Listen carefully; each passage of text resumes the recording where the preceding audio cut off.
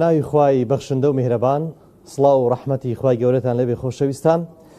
خۆشحاڵم کە لە ستودیۆی 147 دەگەمەوە خزمەت ئێوەی بەڕێز و خۆشەویست. ئێمە بەردەوامی لە بانگەشەی هەڵبژاردن بۆ خولی شەشەمی پەرلەمانی کوردستان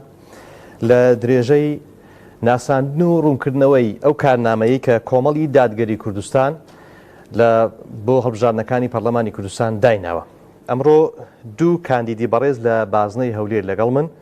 زۆر بەڕێز مامۆستا شوان ڕابەر کاندیدی ژمارە 2 لە لیستی 147 کۆمەڵی دادگەری لە بازنەی هەولێر، یاخوا بەخێر بێ مامۆستا. زۆر بەڕێز دکتۆر مۆفەق حوسێن هەنارەیی کاندیدی ژمارە 13 لە لیستی 147 کۆمەڵی دادگەری لە بازنەی هەولێر، یاخوا بەخێر بێ جەنابی دکتۆر. مامۆستا شوان، لەو بڕگانەی کارنامەی لیستی 147 کۆمەڵی دادگەری بۆ خولی شەشەمی پەرلەمانی کوردستان کۆمەڵێک بنەما هەن. بۆ نمونە یەکەمیان بنەما گشتیەکانە. لە یەکەم خاڵی بنەمای گشتی کە کۆمەڵ بە کارنامە دایناوە باسی پاراستنی ئەو ناسنامە موسڵمانێتیە دەکات کە خەڵکی کوردستان هەیەی و جەختی لەوە کردوتەوە کە ڕێگرن لە دەرچوانی هەر یاسایەک کە پێچەوانەی بنەما شەرعیەکانی ئاینی ئیسلام بێ. چۆن ئەم کارە دەکات؟ سەرەتا بە ناوی خۆی بەخشندەی میهرەبان زۆر سپاس بۆ کەناڵی پێام کە کەناڵێکی دیار و فعال و کاریگەرە ڕۆڵی لە کۆمەڵێک لاوە هەیە بۆ پەروەردە و دروستکردن و بنیادنانی ئەو خەڵکە. سپاس بۆ جەنابش بۆ بەرنامەکەتان. تەمان دیارە من شوان ڕابەر ئەندامی ئەنجومەنی باڵای کۆمەڵی دادگەریم و کاندیدم لەسەر لیستی کۆمەڵ 147 و خۆشم ژمارە 2 لە پارێزگای هەولێر. دیارە ئێمە وەکو کۆمەڵ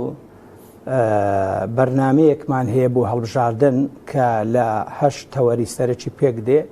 و سەرەتا وێ ڕای بەدەست پێ دەکەین، بەڵام هەر لە سەرەتاشدا کۆمەڵێک بنەمای سەرەکیمان داناون کە بنەمای گرنگی ئاینی و یاسایی و دەستوری و جفاچین کە هەر هەمویان لە مەسلحەت و بەرژەوەندی خەڵکی هەرێمی کوردستانن ئەگەر لە داهاتوودا پراکتیک و تەطبیق بکرێن، بە تایبەتیش ئەگەر لە پەرلەمان کاریان لەسەر بکرێ و بکرێن بە یاساجا. یەکێک لەو بنەمانە کە جەناب پرسیار دەکەی سەبارەت بە ناسنامەی ئیسلامێتی و موسڵمانێتی خەڵکی هەرێمی کوردستانە. ئەوە شتێکی ڕاشکاوە کە ژێدەرەکان دەڵێن لە سەدان و هەتوحەودیان و هەتوەشتی خەڵکی هەرێمی کوردستان موسڵمانە، مەڕێزمان لۆ هەموو پێکاتەکانی تر و ئەدیان و مەزاهیبەکانی تریش. بەڵام لە سۆنگەی ئەو ڕێژە زۆرەی کە زۆرینە خەڵکی هەرێم موسڵمانە، ئیدی ئێمە زۆر تەرکیز لەسەر ئەو بنەما سەرەکیە دەکەینەوە لەبەر چەند هۆکارێک. یەک طبعاً لە دەستوری عێراقدا هاتووە کە نابێ هیچ بڕیارێک یا یاسایەک دەربکرێ کە پێچەوانەی بنەما نەگۆڕەکانی شریعەتی ئیسلام بی. لە هی هەرێمی کوردستانیش داهاتووە، بەڵام هی هەرێم زۆر کاڵترە، هی عێراق زۆر تۆخترە، زۆر جددیترە، زۆر زیاتر و باشتر دیفاع لە ناسنامەی ئیسلامی و موسڵمانبوونی ئەو خەڵکە دەکا.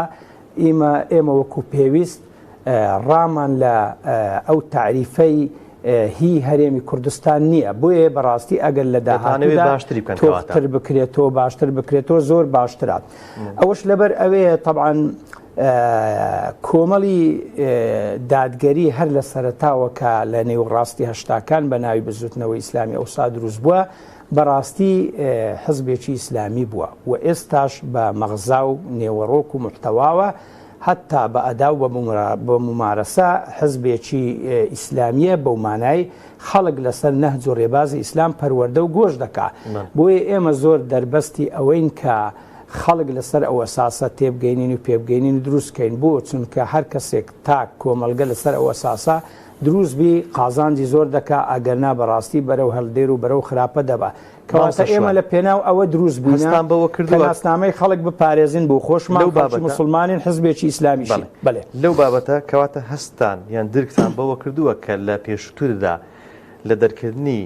یاسایەکان هەر لە کاتی نووسینەوەی پرۆژە یاسایەکان مەترسیەک لەسەر بابەتی موسڵمانێتی و پاراستنی ناسنامەی موسڵمانێتی هەبووە؟ بێگومان سەرەتا بسمیللاشی تێدا نەبووە. کوتلەی ئێمە بۆ داکۆچی کاری لەسەر ئەوە کردووە. کوتلەی ئێمە بۆ گوتیتی کاکە بالای کەمی مطابق بی لەگەر پێناسە پێشەچیەکەی دەستوری عراق کە باسی ناسنامەی مسلمانەتی دەکا بۆ ئەوەش دەبێت لای خەڵکی ئاسایی بی بۆ ئێمەمانان و بۆ ئەوانش بۆ ئەوانیانی چی ئەم حەزبانەی کە دەسەڵاتدارن نەیان شاردۆتە دەڵێن ئێمە حەزبی عەلمانین لایکین سکۆلارین واتە نادینین پەیوەندیمان بە دینەوە نییە بێن لە خەمی دین دابین و دین تەطبیق بکەین بەڵام ئەوە حزبە ئیسلامیەکانن ئەوە پەرلەمانتارە مسلمانەکانن نەک هەری حزبی ئیسلامی خەڵکی تریش هەیە لەوانەیە لە نێو پەرلەمان بی ئەگەر لە ژێر کۆنتڕۆڵی حزبی خۆی نەبی بۆی بڵوێ بۆی بکرێ بەڕاستی کە مسلمانە کە نوێشکەرە دیفاع لە ئیسلام دەکا و حەقیشە دیفاعکە نابێ لێرەوە حرەکاتی ئیسلامی جەماعاتی ئیسلامی تەنیا بکەونەوە لەو پرسە ئیسلامیانە بە تەنیا بن بەڵکو دەبێ ئەوانش یعنی خۆیان بە محامی بزانووە دیفاعیانێ بکەنجا هەروەها ئەوە ئەرچی کۆمەڵە و خواستی میلەتی مسلمانیشە کە ناسنامەکەی بەو شێوە پێناسە بکرێ و ئەگەر وانەبی خراپ دەقەومێ بەڕاستی ئەگەر لە دەستوردا تەدوینی هەویەی مسلمانێتی و ئیسلامێتی ئەو خەڵکە نەکرێ ئیدی یاساس بینێ پێچەوانەی بنەمانە گۆڕەکانی ئیسلام دەربکرێ ئەو خەڵکە بەرەو بێدینی و بەرەو ئەخلاقی و بەرەو لادینی دەڕوە دەگەڕێمەوە دکتۆر مۆفق حوسێن هەنارەی دووبارە بەخێربەی بەر لەوەی بسمەنەوەی ئەو کارنامەی کە لەگەڵ پیشەی سەرەکی جەنابەت یەک دەگرێتەوە بە تایبەتی بابەتی پەروەردە و فێرکردن کە لە بنەمای شەشەمی کارنامەی کۆمەڵی دادگەری هەیە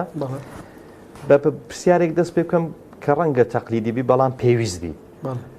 بۆچی دکتۆر مۆفق خۆی بربژێر کردویان کۆمەڵ بربژێری کردو دەوێت لە پەرلەمان چی بکە بسم الله الرحمن الرحيم الحمد لله والصلاة والسلام على رسول الله محمد وعلى آله وصحبه ومن والاه سەرەتا زۆر سپاسان دەکەم بانکشتی و بەرنامەیە خی گەورە سەرکەوتتان بکات خی پەروەردگار هاوکارمان بێت بۆ سەرخستنی لیستی 147 کۆمەڵی دادگەری بەندەش پاڵێوراوە لەسەر ئەو لیستە ژمارە 13 هۆکار وڵات چەند هۆکارێکن مامۆستاجیان یەک داواکاری خەڵکێکی زۆری خۆشەویست و دڵسۆز و عەزیز دوو سەیری بڵێن هەر کەسە و ژیاننامە و خزمەتی خۆی دەکاتن لە ڕابردوو ئێمە لە کەرتی پەروەردەی لە ڕێی فەرمی و حکومیەوە 20 ساڵ خزمەتمانەیە و لە ڕێگای خزمەتکردنی خەڵک و جەماوەر و ڕێکخراوی کۆمەلگەی مەدەنیەوە 23 ساڵی نەپساوە و نەبڕاوەمان هەیە بەبێ بەرامبەر و خۆبەخشانە هۆکارێشکە بەڕاستی ئەگەر خەڵک لێمان تووڕە نەبێ ئەو قسەی بکەم کوڕە ئاغەنیم کوڕی جوتیار و فەقیرم و بڵێن پەرێز پاچی سیاسیش دەوری زۆرە کە خۆمان تێدا دەبینینەوە بەڕاستی چکە ئێمە هەر لە ئەو کاتی لە قۆناغی دواناوەندی بووینە لە ناوەندی ببوورە لە ساڵی 1970 فشاری زۆرمان لەسەر کرا بۆ ئەوەی کەەوە ببین بە بەعسی ئەو کاتی دەیانگوت حزبی زۆر فشارمان لەسەر بوو بۆی ببین بە حزبی بەعز نەبووین ئەو کاتە پۆلی دوی ناوەندی بووم لە کۆمەلگەی کەس نەزان ئاخری جاریکەوە بانجیان کردم بە کتابەوە ناوێنهێنام ئەمایان برد بۆ منەظەمە ڕفق حزبێک لە گژوورێکی تاریکی داناین سێ قوتابی بووین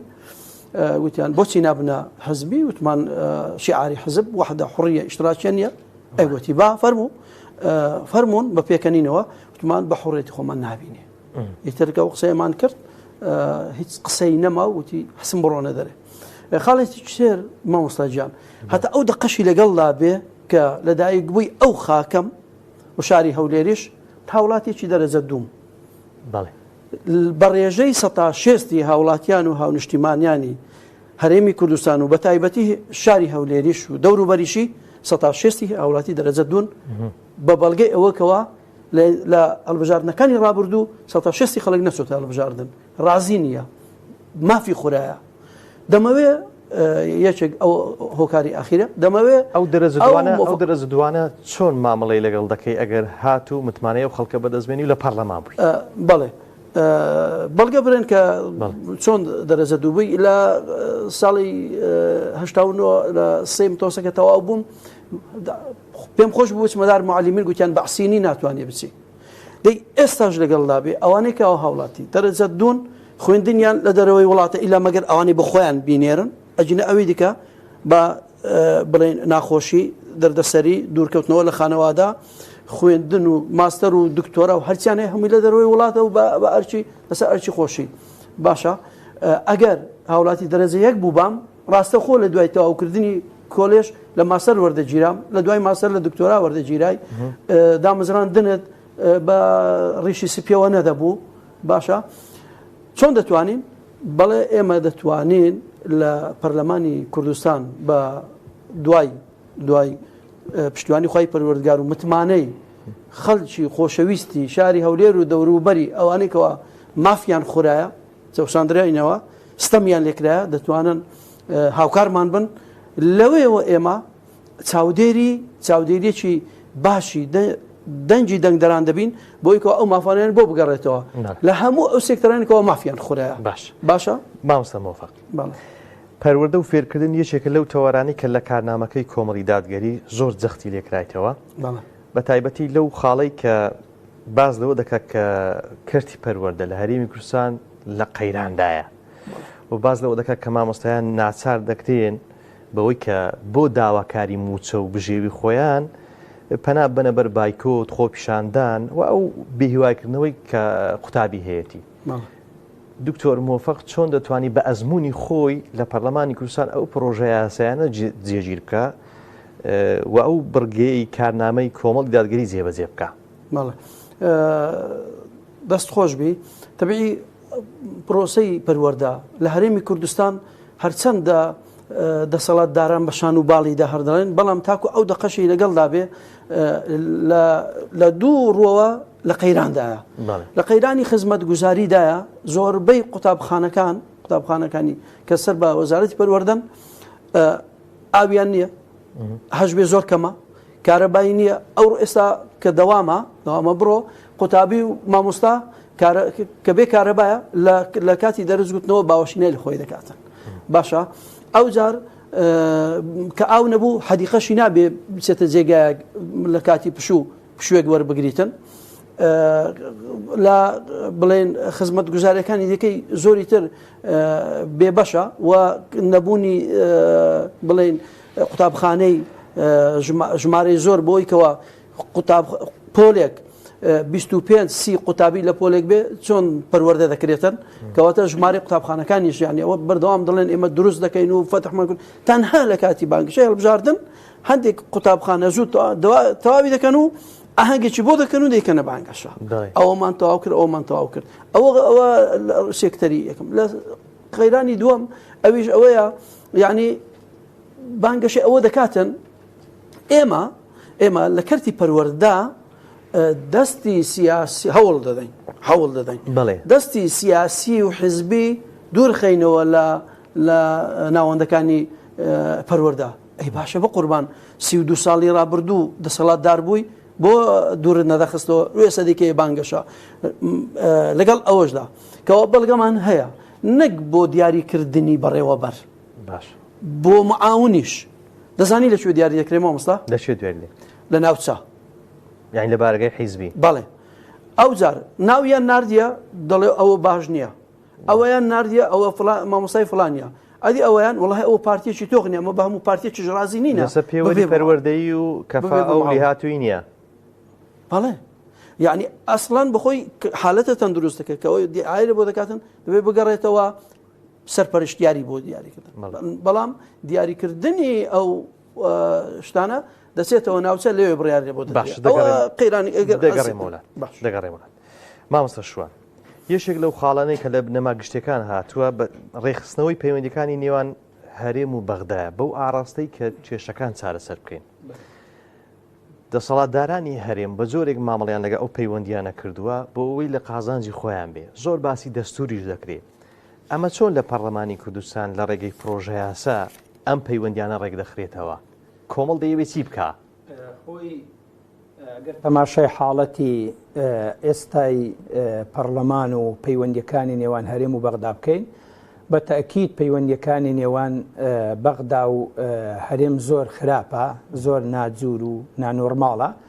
لەو سۆنگەیەوە تەبعاً کۆمەڵێک کێشە و بێشەی هەمەلایەن هەن وەک کێشەی سیاسی کێشەی ئەمنی کێشەی ئابووری و کێشەی جڤاچی بە تایبەتیش کێشەی ئابووری کە تا ئێستا ئێمە گیرمان خواردووە کەی موچە دێ ئەوجا کە موچە دێ لێرە شارێم دەیگریتەوە بە پێی خواستی خۆ و بەرژەوەندی خۆی مامەڵەی لەگەڵ دەکا دەیکاتە چەکی فشار بەرامبەر بە موچە خۆران و هاوڵاتیان بەداخەوە بۆیە لەو سۆنگەیەوە کە کۆمەڵێک کێشە هەن کە پەیوەندیەکان خراپن بەڕاستی ئێمە دەمانەوێ مادام باسی دەوڵەتداری دەکەین دەبێ خاوەنی کۆمەڵێک موەسسەسە بین هەر یەکە لەو موەسسەسانەش دەوری تەواوی خۆی ببینی دوور بن لە هەژمونی حزب بۆ نمونە سێ موەسسەسەی سەرەکیمان هەن کە حکوومەت و پەرلەمان و دادوەریە هەر یەکە دەبێ تەواو دەوری خۆی ببینی بەڵام بەداخەوە لە پای هەژمونی حزب بەسەر هەموو ئەو موەسسەساتانەدا لەلایەن هەردوو لایەنی دەسەڵاتدار یعنی بەڕاستی ئەوانە تا ڕادەیەک یعنی ڕۆڵی خۆیان نابینن یا لە کار خراون بۆ نمونە تو پەرلەمانێک هەیە ینی یەکێک لە کارەکانی ئیتیفاقیاتە و پەیوەندینی و دەوڵەتیە بە هەرێمونی و بەغداشەوە ئەو وەفدانەی کە دەچن کەی پەرلەمان چۆتە بەغدا کەی دەوری خۆی بینیوە کەی ڕێگەی پێدراوە ئیدی ئەگەر حکوومەتیش بچی حزب دیاری گرفتەکە ئەلێرەدا ئێمە هەموو ئەو بنەمانەی کە باسم کرد کە هەش بنەمان لە پێشەچی بەڕاستی بەوەشەوە دەمانەوێت لە پەرلەمان بیان کەینە پرۆژە یاسا یەک بیان کەینە پرۆژە یاسای خۆمان دوو کۆدەنجان بۆ کۆبکەینەوە کۆدەنجان بۆ دروستکەین جا هەر کوتلەیەک هاوکاریمان دەکا متحالیف و مؤتەلیف دەبی لەگەڵمان و هەر ئەندامێکی پەرلەمانیش کە وابەستەی حیزبی خۆی نابی لە خەمی ژیان و بەرژەوەندی خەڵک دابی دەبێ هاوکارمان بی ئەگەر ئەو شتانە مامۆستا محەممەدی بەڕێزکرا بە یاسا کە لە دەستوریشدا ینی پاڵپشتا بە دەستور موسانەدا ئەو کاتە ئێمە بەڕاستی دەتوانین ینی حکومڕانیەکی ستاندار و نۆرماڵ و باش بینینە ئاراوە بەڵام ئەگەر وانەبی واللهی دەبێ هەر بەدەست دوو حزب و بەدەسەڵاتی حزبی و هەژمونی حزبیەوە بناڵێن خاڵێکی تر عفوان ئەگەر ڕێگەم بدەیت طبعا ئەو کێشانە پێویستیان بە چارەسەرە و هەروەها بەڕاستی ئێستا ینی حزب زیاتر هەمەکاریە بە تایبەتش ئێستا حکوومەت چونکە سەرۆکی حکوومەت لە حزبەکەشی دەستڕۆیە ینی ئەتوانی زۆر کارکاو بۆ حکوومەت نەگەڕێتەوە بەڵام ئەسڵ ئەوەیە ئەگەر کەسێکی مەدەنی حتا بێلایەن بێ حزب بوو بە سەرۆک حکوومەت بوو بە سەرۆک پەرلەمان دەبێ ممارەسەی سەلاحیەتی خۆی بکا و تعاملیشی لەگەڵدا بکرێتن ئیدی بەغداش لە ئەنجامی ئەوەی لە ڕابردوو هەرێم حسابی بۆ بەغدا نەکردووە یعنی دێ ئێستا تەسویە حساباتت بە دەستور لەگە دەکات بە قانون لەگە دەکات مامۆستاشوان کۆمەڵ بەردەوام باسی لەوە کردووە کە لەگەڵ ئەوەدایە کە قەوارەی دەستوری و سیاسی هەرێم وە خۆی پارێزراوە بێ بەڵام تۆمەتێکی حازر بەدەست بەرامبەر کۆمەڵ ئەوەیە کە دەتانەوێت بگەڕێنەوە ژێردەسەڵاتی بەغدا ژێردەسەڵاتی حکوومەتی ناوەندی ینی ئەو خاڵە ئەوە ناگەێنێ کە دەتانەوێت بەو شێوازە مامەڵە بکەن نەخێر بە هیچ شێوێک لەبەر ئەوەی ئەو دەستورەی کە دەستوری عێراقا کە لە ساڵی 2005 نووسراوەتەوە ئێمە مانانی تێدا نەبووین ئەو کاتە لە مەجلیسی حکمیش کە مەجلیسێکی حکومڕانی موقت بوو مەحروم و بێبەش کراین ئەگەرچی حزبێکی چەکدار بووین و شۆڕژێر بووین یعنی خەڵکی تریان پێک کرد ئێمەیان مەحروم کرد لە جیاتی ئەوەی کە پێک مامکەن سەرکردەکانیان دەگرتین مامۆستا عەلی باپیر مەگەر هەموو هەرێم نازانی کە 22 مانگان گیرە بەندە کە ئێستا لێرە وەستاوم ئەمنیش لەلایەن ئەمریکیەکان گیرام لەگەڵ کۆمەڵێک خەڵکی تری سەرکردە و کادیر و ئەوانە بە هەر حاڵ مادام دەستورێک هەیە لە دەستوردا هەم لە دەستوری عێراق هەم لە پرۆژە دەستوری هەرێم کە لە 2009 نووسراوەتەوە لە پێشەچیەکەی تعریفی هەرێم و تعریفی عێراق دەکات بە سێ مستەڵە دەڵێ عێراق عێراقێکی فیدرالیە عێراقێکی پەرلەمانیە عێراقێکی کۆماریە بە هەمان شێوەهی هەرێمی شووە کەواتە مادام ئێمە دەستوریان بەشێکین لە عێراق لە عێراقی فیدرالیە واتە عێراقی متحید یعنی دەبێ ئەمە پابەند بین بە دەستور بەڵام لە ڕابردوو حکومەتی هەرێم لە زۆر شتەوە خەرقی دەستوری کردووە پابەند نەبوو بە دەستور مع العلم ئەو دەستورەی کە لە 2005 نووسراوەتەوە قسەی سەرکردەکانی کوردی تێدا بووە و لە ڕابردوو قەت دەستوری وانە بووە و دەستورێک بووە لە ساڵحی ئێرە بووە بەڵام یعنی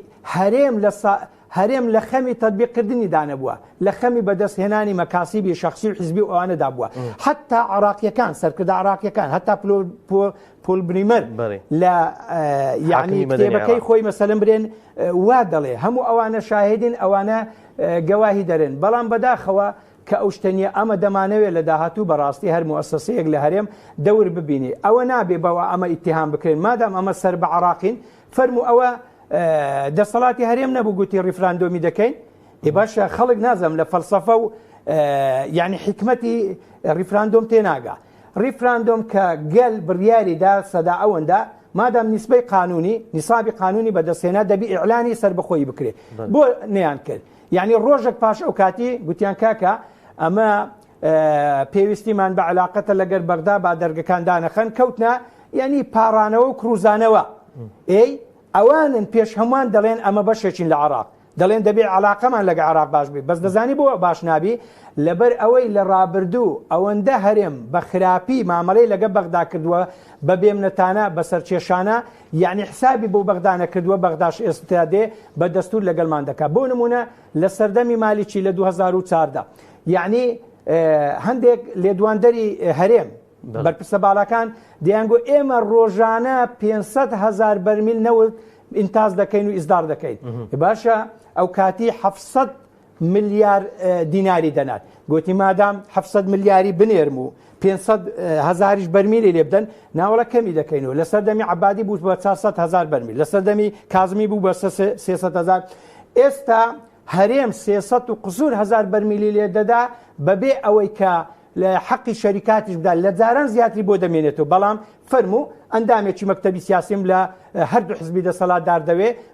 بتوانن یعنی تەدقیق و تەثبیتی ئەو داهات و خەرجێ بکەن بزان چێواچی یعنی بۆ دەسەڵاتدارە هەرە کار بەدەستەکانە ئەوانش نازانن چی لێ دەگەڕێم وڵات دکتۆر مۆفەق هەر لەو کارنامەیەدا باسی بابەتێک کراوە بابەتی خوێندنی ئیسلامی بەڕێستان باگراوندتان هەیە لەو بابەتە کە لە دەستگای نوری حکمە بوون کۆمەڵ هەوڵ دەدا ئەو خوێندنی ئیسلامیە پەرەی پێ بدرێ زیاتر گرنگی زیاتر پێ بدرێ چۆن جەناب دەتوانین لە ڕێگەی پرۆژەیاسە ئەم کارنامەیە ئەو خاڵی تێدا جێ بکەن و جێبەجێ بکەن ئێمە سوپاس بخوای پەروەردگار ڕابردوویەکێکی پرسنگدارمان هەیە لە بواری پەروەردەی خزمەتکردنی پەروەردە و پەروەردەی ئیسلامی جارێ من وەڵامی پرسیارێک دەدەمەوە بۆ ئەو کەسانەی کە دەڵێن بچنە پەرلەمان چیتان پێ دەکرێت بچوو نەچنەوەکو یەکە چیتان کردیە چ دەکرێت دەڵێم لەو مەسافەیەی کە پەرلەمانی کوردستان بە هەر هۆکارێک بی بەغدا بوو جومەنی دادوەری بوو چی بوو ڕای کرد وایە وەزارەتی پەروەردە هەڵی قۆزیەوە لێژنە نییە پەرلەمان نییە کەس نییە چاودێری بکە باشە بەکەیفی خۆیان تەراتێنی پرۆگرامێک کرد بە تایبەتی پەروەردەی ئیسلامی گۆڕانکاری مەسەرهینە باش ئەگەر ئەندام پەرلەمانێکی ئیسلامی لەوێ بواە و پەرلەمان پەچی نەخسترا بەیە دەیانتوانی ئەو کارەی بکەم بێگومان نەخێر دەستکاریکردن بڵێن لە حسا کە ئێستاکە هەفتەی یەک حەسە پەروەردەی ئیسلامی لە ڕێزانی یەکوانەیە هەفتەی ئەدەبیش دووانەیە باشە بەڵام ئێمە بە پشتوانی خوای پەروەردگار کە بڵێن پسپۆریەکەمان دانانی پرۆگرامی پەروەردەی ئیسلامیە و خزمەتیشمان کردووە لەو بوارە لە هەم لە سلکی حکوومەت کە 20 ساڵە خزمەتمان هەیە ئەندێک مۆڵەتمان هەبووە خوێندن و ماستەر و دکتۆرە بەڵام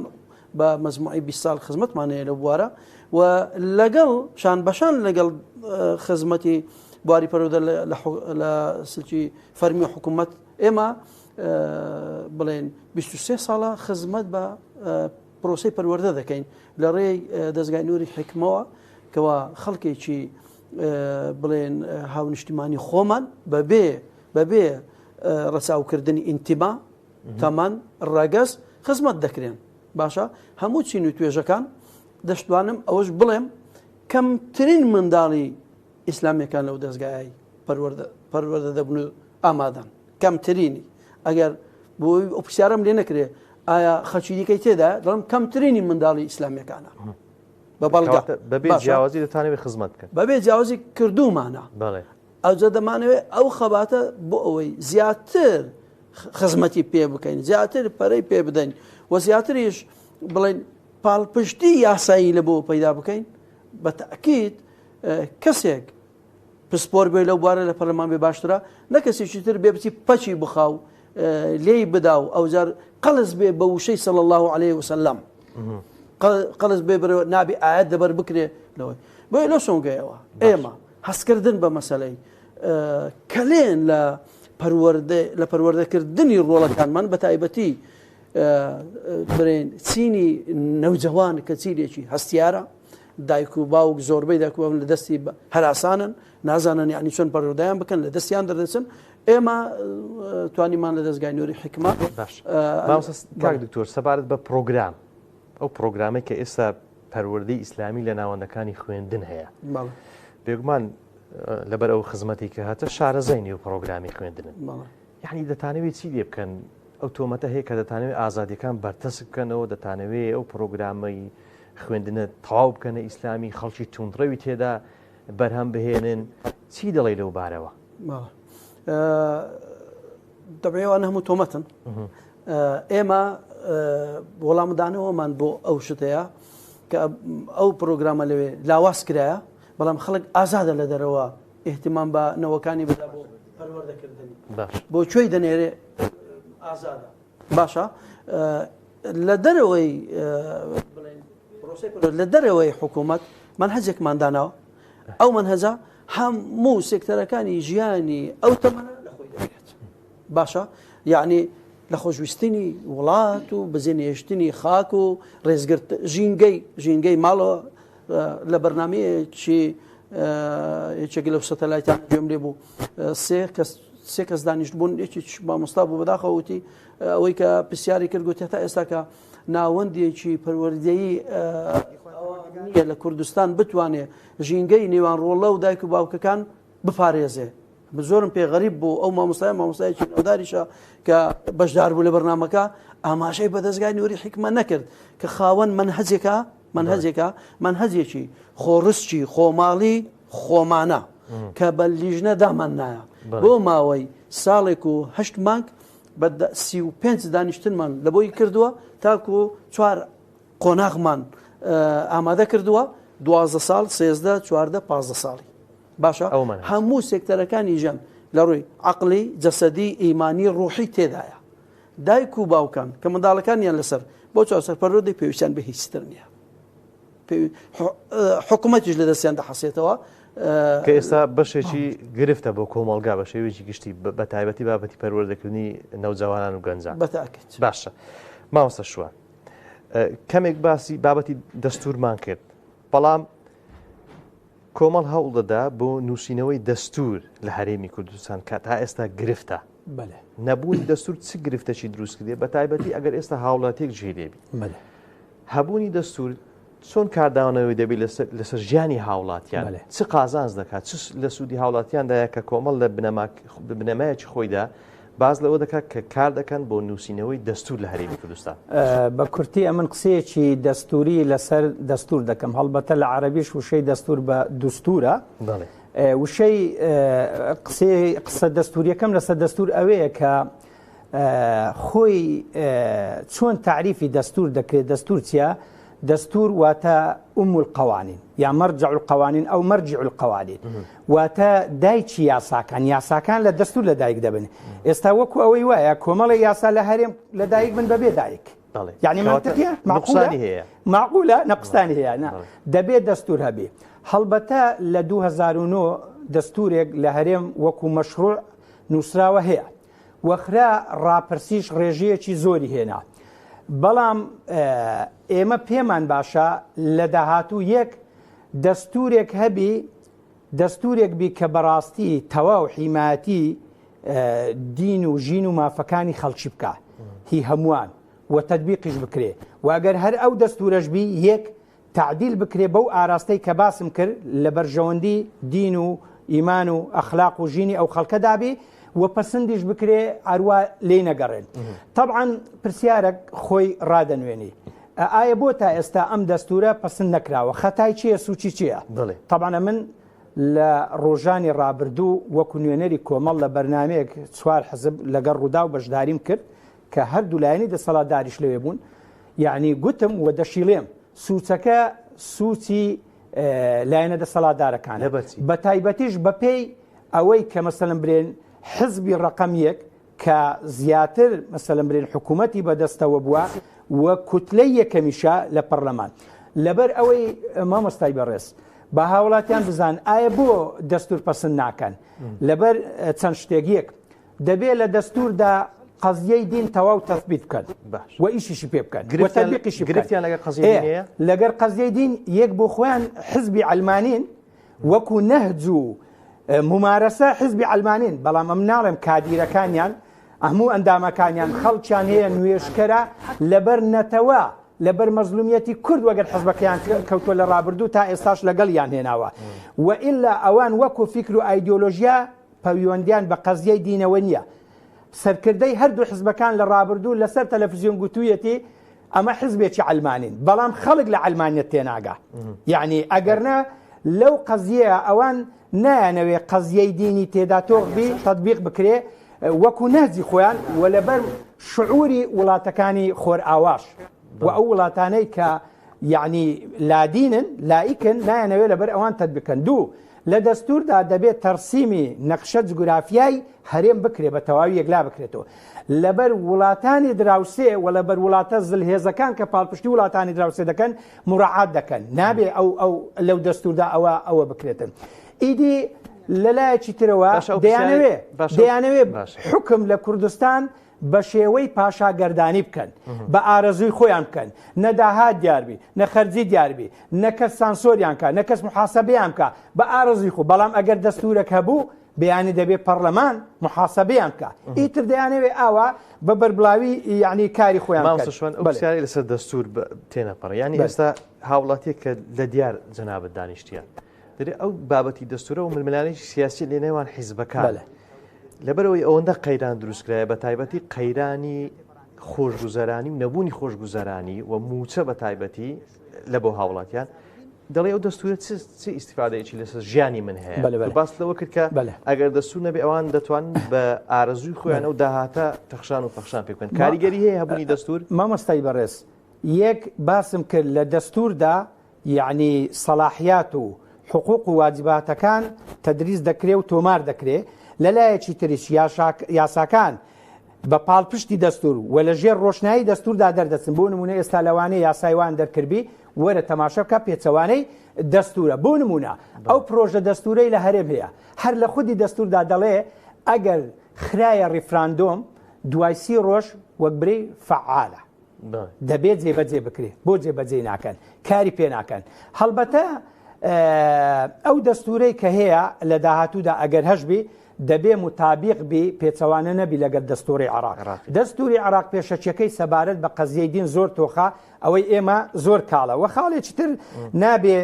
دەستوری هەرێم دژی ئیسلام بی و پێویستە ئەو شتانەی تێدابی سەبارەت بە دین سەبارەت بە ژین سەبارەت بە ماف سەبارەت بە پاراستنی کیان و هەروەها مەسەلەی جەیش و سوپا کە لە جێ خۆی دینە سەرێ ئەتوانین باسی لێوە بکەین کە بەڕاستی یعنی هەر حزبە و سوپا و پێشمەرگەی خۆی هەیە ئیدی ئەگەر بێت و دەستور هەبێ ئێمە دەچینە قۆناغێکی تری مەدەنی و دەوڵەتداری مامۆستا محەممەد هەنگاوێکی گەورە دەبڕین لە وڵاتان حسابت بۆ دەکرێت بەڵام ئێستا کە دەستورمانە وەکو ئەوەیە حکوومەتێکی موقت بین حکوومەتێکی میلیشیایی بین حکوومەتێک بین هەمیشە لە خەتەردا بین نا ئێمە وەکو کۆمەڵ بەڕاستی دەمانەوێت حکوومەتێکی کوردی زۆر بەهێز هەبێ و بەرەو سربەخۆیی بڕۆین بەڵام بە پێوەری خۆی بەڵام لە کاتی خۆی نەک یعنی کاتێک کە پێویست نەبی بڵێن کاکا بە سربەخۆبی باشە دکتۆر مۆفەق دەمێ کاتم کەم ماوە بابەتی بەڕاستی پاراستنی شکۆی مامۆستایان لە کەرتی پەروەردە کە لێ پێشدا هەم لە بار و گوزەرانیان هەم دەسوەردانی حیزبی لە ناوەندەکانی خوێندێن کاریگەری هەبووە لەسەر مامۆستایان دکتۆر مۆفەق کە بەخۆی لە نێو کەرتی پەروەردەیە لە بۆ ئەم بابەتە لە پەرلەمانی کوردستان دەیەوێت چه پرۆژە یاسایەک بینتە پێش بە هاوکاری تەمان ئەو هاوکارانە کە لەوێن بەڵێ وەڵام مامۆستا کە باسی شکۆ دەکرێت لەوانەیە لە مێشکودوڵ و دەرونی تاکێکی ئەو هاوڵاتیانە بخڵێتەوە بڵێ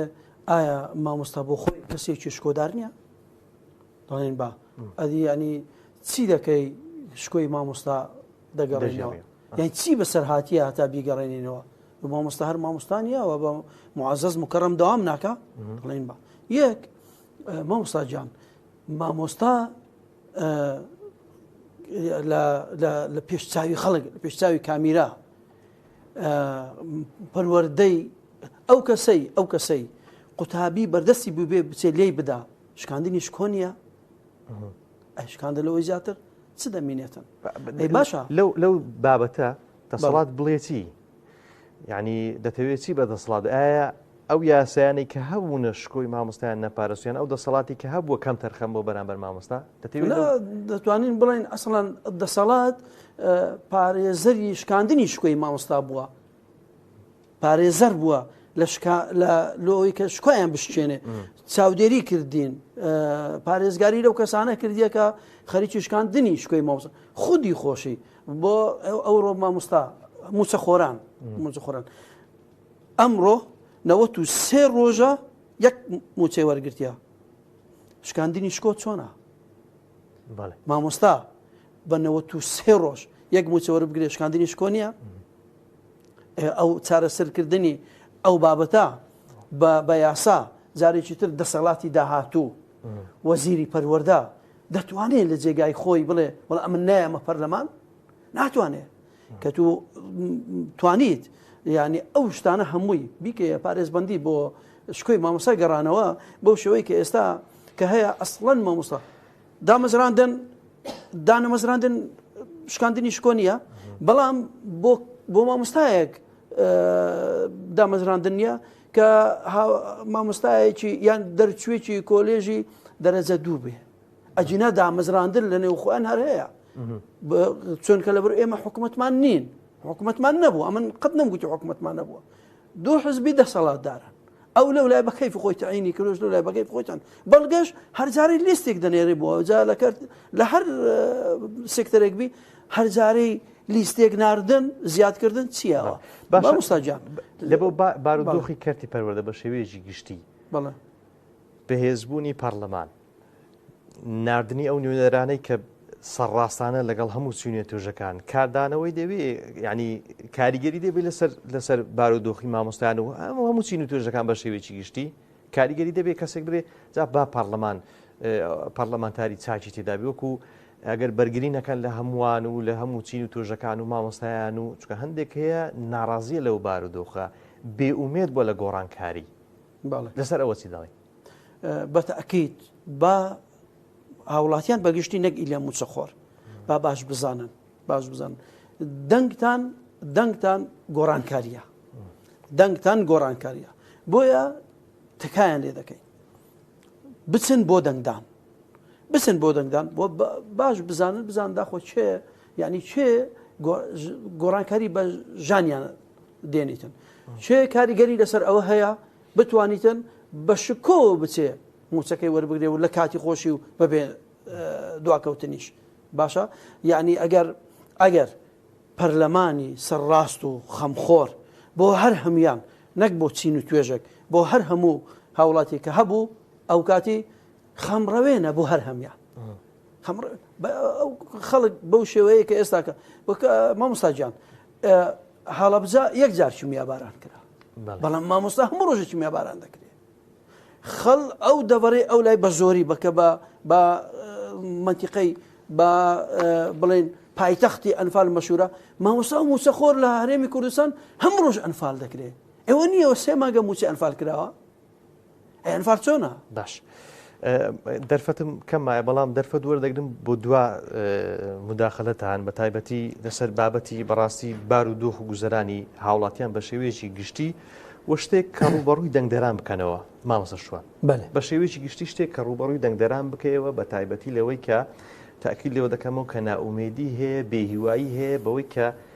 ئومێدی گۆڕانکاری نەمایە ئەو شتەی کە لە زنی هاوڵاتیاندا هەیە دروستە یان دەکرێت ئەو هەڵبژاردنە گۆڕانکاریشکە بێتە ئارە چەندم بۆ هەیە قسە بکەم وەڵاهی کاتم کەم ماوە ینی وەبی دەرفەتی هەردووکتان بدەم وەڵاهی بە کورتی ئەمەش باش لە نیگەرانی خەڵک تێدەگەین و ئاگامان لە کێشەکانە کێشەی زۆر لە هەرێمی کوردستان هەن هەموو ئەو کێشانەش بەڕاستی دەسەڵاتی هەرێمی کوردستان هۆکارە ئەو حکومڕانی کە دەیکا بۆ تەمای ئەوەی کە هەموو ئەو کێشانە دروست بن و خەڵک هەتا بڕوای بە کۆمەڵێکش نەمینێ بڕوای بە سیاست نەمینێ بڕوای بە حکومڕانی و دەسەڵات نەمینێ بڕوای بە هەڵبژاردن نەمینێ بڕوای بە یعنی ئەو شتانەی کە دەستنە چوارچێوەی حزبایەتی و سیاست گەرایی نەمێنێ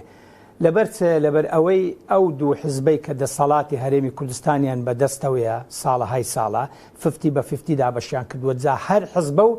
بە پێی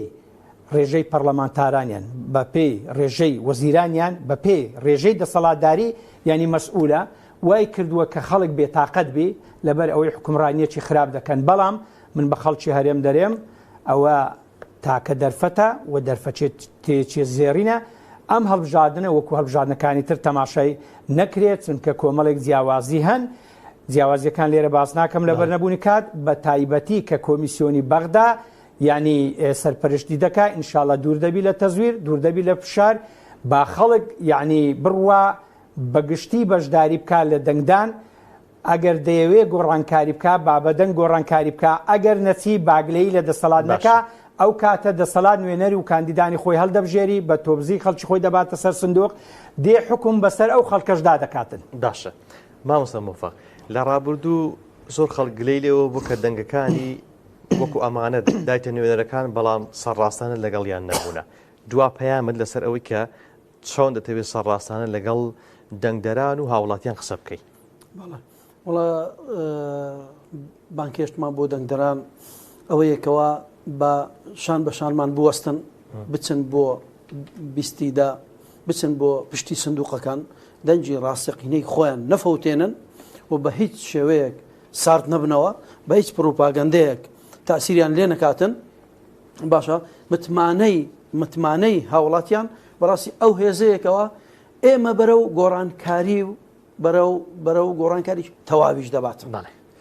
زۆر بەڕێز مامۆستا شوان ڕابەر کاندیدی ژمارە 2 لە لیستی 147 کۆمەڵی دادگەری لە بازنەی هەولێر سوپاس دەکەم